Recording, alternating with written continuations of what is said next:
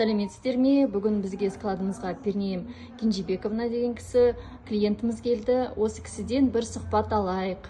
Пернем Кенжебековна, қандай результаттар алдыңыз? Оңай ма екен осы продукция сізге? Сәлеметсіздер. Әрине оңайды. Бұл продукция мен ғашықпын. Бұл продукцияға келген себебім аяғыма келдім бірінші очередь.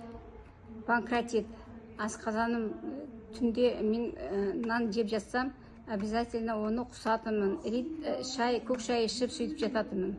Қазір мен панкратитім кетті. Аяғым жақсы, 7-те шығып кіріп жүре аламын.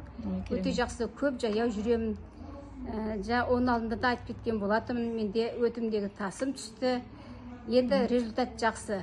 Менде өте результат жақсы. Сол себептен барлықтарыңызға осы өнімді алып ішуге шақырамын. Барлықтарыңызды ішіңіздер. Денсаулықтан артық ештеңе жоқ. Денсаулық үшін алып ішіңіздер. Рахмет үлкен. Енді тастар туралы кішкене айтып кетсеңіз, қандай тастар болды, қазір қандай результат именно тастан? Да, тас туралы айтсам, онда магний екеуін ішкемін.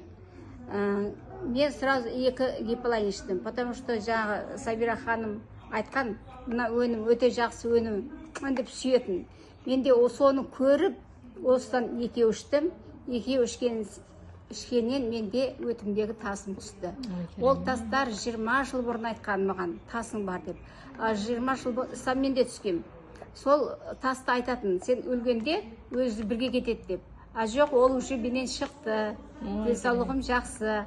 Тастың көлемі 1 сантиметр, екіншісі 0,67.